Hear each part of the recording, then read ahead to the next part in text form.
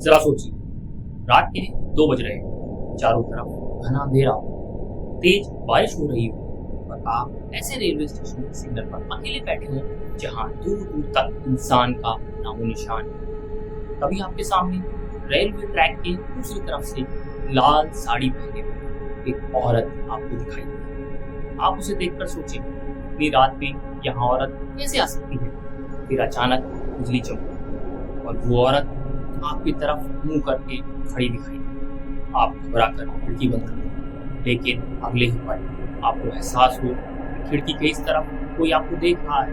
और दोस्तों, सबसे डरावनी बात ये थी कि उस रात रेलवे ट्रैक पर कोई ट्रेन आई ही नहीं थी। फिर वो औरत वहां कैसे पहुंची और वो क्या चाहती थी, चलिए शुरू करते हैं ये डरावनी कहानी। तो दोस्तों, आज की कहानी है झारखंड के धानबाद के करीब 40 किलोमीटर दूर बसे एक सुनसान गांव की। यहाँ एक पुराना रेलवे ट्रैक था। ट्रैक के आसपास कोई भी बड़ा गांव नहीं था, ना कोई दुकान, ना कोई घर, बस दूर दूर तक जंगल और रेलवे की पटरी। इसी ट्रैक के पास एक छोटा सा सिग्नल कैबिन भी हुआ करता था। यहाँ नौकरी करता था महेश प्रसाद। करीब पिछले 16 सालों से रेलवे में वह काम करता था। एक सीधा साधा सा आदमी, ईमानदार इतना कि चाहे आंधी आ जाए या तूफान आ जाए या बारिश आ जाए या कुछ भी हो जाए, वो कभी भी अपनी ड्यूटी नहीं छोड़ता था।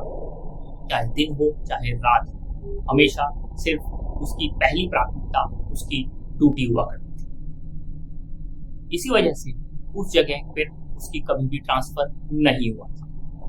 हालांकि उस जगह नाइट शिफ्ट करना लोगों को बिल्कुल भी पसंद नहीं था, क्योंकि वहाँ लाइट शिफ्ट जो है वो बहुत कम लोग किया करते थे। क्योंकि रात पूरी होते ही इलाका शांत हो जाता था, जैसे कि आप किसी कुर्सी को खिसका दें तो उसकी आवाज आपको अजीब सी लगने लगती। और अगर दूर कहीं ट्रेन की सीटी सुनाई दे जाए तो थोड़ी देर के लिए ऐसा लगता था कि चलो सुनसान जगह पर अभी इंसानों की दुनिया बाकी है। साल 2021, जुलाई का महीना। एक रात महेश की नाइट शिफ्ट लगी थी। करीब रात 8:30 बजे वह सिग्नल के कैबिन में पहुंचा। उस रात मौसम कुछ ज्यादा ही खराब था। काले बादल, तेज हवा और लगातार बारिश। महेश के साथ काम करने वाले दूसरे कर्मचारी भी उस दिन छुट्टी पर थे, यानी आज रात महेश को अकेले रहना था। शुरुआत में सब कुछ सामान्य था। महेश ने सिग्नल चेक की, लॉग बुक अपडेट की, फिर कुर्सी पर चाय पीने चला। रात के करीब 10 बज गए, फिर 11, फिर 12। लेकिन अजीब बात यह थी कि उस रात एक भी ट्रेन नहीं है। आमतौर पर इस ट्रैक पर कई मालगाड़ियां गुजरती थी, लेकिन आज यहाँ कोई गाड़ी नहीं, सिर्फ बारिश, हवा। महेश ने घड़ी देखी, 12:37। उसने खुद से कहा, आज तुम रात काटने का नाम ही नहीं ले रही है। तभी ठक ठक ठक खिड़की हिलने लगी। महेश ने सोचा तेज हवा होगी, लेकिन कुछ सेकंड बाद खिड़कियां शांत हो गई। सामने वाली खिड़की पर फिर दोबारा ठक ठक की आवाज आई। लगातार ये आवाजें आती रही। महेश अब कुर्सी से उठ खड़ा हुआ। उसने खिड़की के पास जाकर बाहर की तरफ, लेकिन बाहर इतना अंधेरा था कि उसे कुछ दिखाई ही नहीं दे रहा था। तभी बिजली चमकी। उसे उस सेकंड की रोशनी में महेश ने ट्रक की तरफ कुछ देखा, और उस एक सेकंड की रोशनी में महेश ने ट्रक के दूसरी तरफ कुछ खड़ा हुआ, एक इंसान, यानी एक औरत, लाल साड़ी पहनी रेलवे ट्रैक के बिल्कुल पास खड़ी थी। महेश का दिल अब जोरों से धड़कने लगा। उसे तुरंत खिड़की बंद कर दी। वहां कोई नहीं हो सकता था। महेश कुछ सेकंड तक खिड़की की तरफ देखता रहा। उसके दिमाग में बस एक ही सवाल घूम रहा था कि इतनी रात में वहां कोई औरत क्या कर रही है आखिर। हालांकि वह इलाका भी ऐसा था कि आम आदमी भी वहां जाने से डरता था, लेकिन रात में तो वहां पर होने का किसी का सवाल ही नहीं होता। और महेश ने खुद को समझाया कि शायद कोई रेलवे कर्मचारी की पत्नी वगैरह होगी, या कोई गांव से रास्ता भटक गया होगा। लेकिन फिर उसे कुछ याद आया, उस तरफ तो कोई गांव ही नहीं था। महेश ने दोबारा खिड़की खोलने की हिम्मत ही नहीं की। करीब 15 मिनट बीत गए। बारिश और तेज हो गई। फिर उसने बाहर किसी के चलने की आवाज सुनाई दी, जैसे वो चलता है ना, छपाक छपाक छपाक। ठीक ऐसी प्रकार से, जैसे कोई पानी में कदम रखकर चल रहा हो। आवाज धीरे धीरे सिग्नल के कैबिन के करीब आने लगी। महेश की नजर दरवाजे पर टिक गई। आवाज दरवाजे के ठीक बाहर से आ रही थी। फिर 3 बार दस्तक हुई, ठक ठक ठक। अब महेश की ऐसे सांसें ही रुक गई। उसने कुछ नहीं कहा। कुछ सेकंड बाद फिर दस्तक हुई।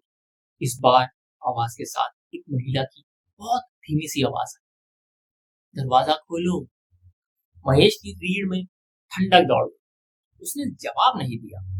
फिर बाहर से आवाज आई, मुझे घर जाना है। महेश ने धीरे से कहा, आप कौन है?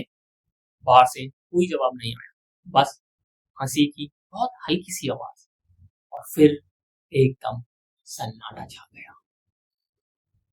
महेश ने कुछ देर इंतजार किया, फिर धीरे से खिड़की की तरफ बढ़ने लगा। उसने पर्दे को हल्का सा हटाया और बाहर की तरफ झांका।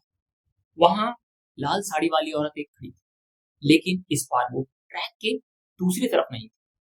वो सिग्नल कैबिन के लगभग 10 कदम की दूरी पर खड़ी थी। महेश अब पीछे हट गया। उसने सोचा, ये इतनी जल्दी यहाँ कैसे आ गई? और वो औरत बिल्कुल स्थिर खड़ी है।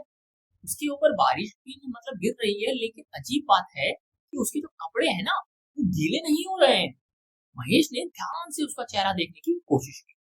बिजली चमकी और महेश की आंखें जैसे फैल सी गई, क्योंकि उस रात उस औरत का चेहरा उसकी दूसरी तरफ नहीं था। वो उल्टी तरफ देख रही थी भाई, दिशा के। लेकिन फिर उसे महसूस हो रहा था कि वो उसे देख रही है। अचानक सिग्नल बदल गया। महेश तुरंत अपने कंट्रोल पैनल की तरफ भागा। तभी अचानक से एक सिग्नल अपने आप बदल गया, लाल से हरा। महेश अब घबरा गया। उसने सिस्टम चेक किया, कोई ट्रेन नहीं थी, कोई टेक्निकल फॉल्ट भी नहीं था। फिर सिग्नल हरा कैसे हुआ? उसने तुरंत उसे मैन्युअली वापस रेड कर दिया, लेकिन कुछ सेकंड बाद वो फिर हरा हो गया। अब महेश के हाथ पैर कांपने लगे। उसी वक्त बाहर से ट्रेन की सीटी जैसी आवाज आई। महेश ने घड़ी देखी, 2:03, लेकिन ट्रैक पर तो कोई ट्रेन इस समय शेड्यूल ही नहीं थी। फिर सीटी दोबारा उसकी फिर सीटी की आवाज दोबारा सुनाई, इस बार बिल्कुल पास। महेश खिड़की के पास गया, लेकिन ट्रैक खाली था पूरी तरह। और तभी उसने देखा, लाल साड़ी वाली अब रेलवे ट्रैक के बीचों बीच खड़ी है। महेश ने आंखें बंद कर ली। 1 सेकेंड, 2 सेकेंड, और फिर धीरे से अपनी आंखें खोली। अब वो लड़की, वो औरत गायब थी। सुबह करीब 5:30 बजे दूसरा कर्मचारी ड्यूटी पर पहुंचा। महेश ने पूरी रात एक शब्द भी नहीं बोला। उसने अब उस दूसरे व्यक्ति को सारी बात बताई। दूसरे कर्मचारी ने पहले तो हंसकर कहा, भाई बारिश में डर गए हो? लेकिन महेश ने कहा, मैंने उसे अपनी आंखों से देखा है। उस कर्मचारी ने पूछा, कहाँ? महेश ने ट्रैक की तरफ इशारा किया। वो आदमी कुछ सेकंड तक चुप रहा, फिर बोला, तुम्हें पता है करीब 12 साल पहले यहाँ क्या हुआ था? महेश ने सर हिलाया। उसने बताया, कई साल पहले इसी ट्रैक पर एक महिला की मौत हुई थी। कहा जाता है कि वो आज भी रात में किसी ट्रेन का इंतजार कर रही है, लेकिन अचानक ट्रेन आ गई और वो ट्रैक से हट नहीं पाई। उस दिन उसने लाल साड़ी पहनी हुई थी। महेश के जैसे चेहरे का रंग ही दोबारा उड़ गया। उसने पूछा, लेकिन उसकी मौत के बाद क्या हुआ? दूसरे कर्मचारी ने धीमी आवाज में कहा, तब से कई नाइट ड्यूटी कर्मचारियों ने उसे देखने की बात कही। और सबसे अजीब बात, महेश ने पूछा, क्या? उसने कहा, हर बार वो उसी वक्त दिखाई देती है जब उस रात कोई ट्रेन के ट्रैक पर नहीं होता। लेकिन अभी बात खत्म नहीं हुई थी। महेश ने उसी दिन अपना ट्रांसफर मांग लिया, लेकिन ट्रांसफर मिलने में वक्त लगना था। कुछ हफ्ते बाद उसे फिर उसी सिग्नल स्टेशन पर नाइट ड्यूटी करनी पड़ी। महेश इस बार अकेला नहीं था, उसके साथ दूसरा कर्मचारी भी था। रात के करीब 2 बजे अचानक बाहर से वही आवाज आई, छपाक छपाक छपाक।